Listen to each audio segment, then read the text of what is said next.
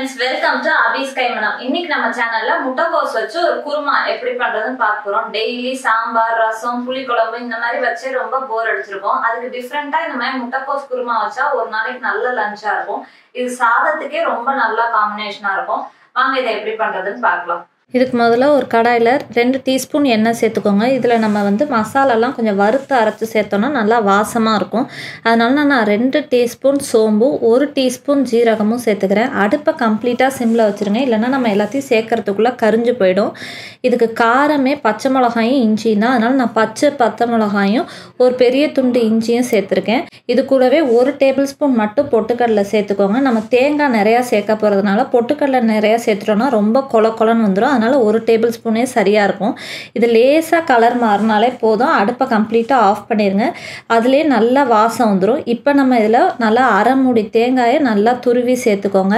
லைட்டாக தேங்காய் வறுத்தோடனே அந்த சூடில் வறுப்பட்டோடனே ஆஃப் பண்ணிவிட்டு இப்போ இதை நல்லா தண்ணி சேர்த்து நைஸாக அரைச்சிக்கலாம். இப்போ நம்ம குருமா செய்ய ஸ்டார்ட் பண்ணிடலாம். அதுக்கு ஒரு குக்கரில் நல்லா 1.5 டேபிள் ஸ்பூன் எண்ணெய் சேர்த்துக்கோங்க.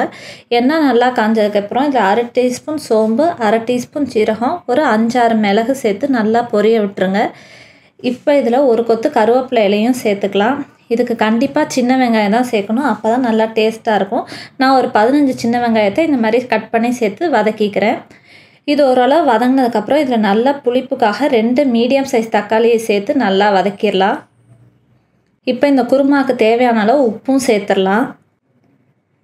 இப்போ தக்காளி ஓரளவு வதங்கினதுக்கப்புறம் இதில் நான் அரை முட்டைக்கோஸை நைஸாக நறுக்கி சேர்த்துருக்கேன். கூடவே ஒரு பெரிய சைஸ் உருளைக்கிழங்கையும் க்யூபாக கட் பண்ணி சேர்த்துருக்கேன். உருளைக்கிழங்கை கொஞ்சம் பெருசாகவே கட் பண்ணிக்கோங்க, ஏன்னா வெந்து வரும்போது குழஞ்சி போயிடும். அதனால் கொஞ்சம் பெருசாக கட் பண்ணிக்கோங்க. இப்போ இதோட சேர்த்து நல்லா வதக்கிடலாம். இதெல்லாம் நல்லா சேர்ந்து வந்ததுக்கப்புறம் இப்போ நம்ம அரைச்சி வச்சுருக்க மசாலாவோடு இதோட சேர்த்துடலாம். இது கூடவே நம்ம மிக்ஸி அலசின தண்ணியும் சேர்த்துக்கலாம். நான் எல்லாம் சேர்த்து ஒரு 2 கப்பு தண்ணி சேர்த்துருக்கேன்.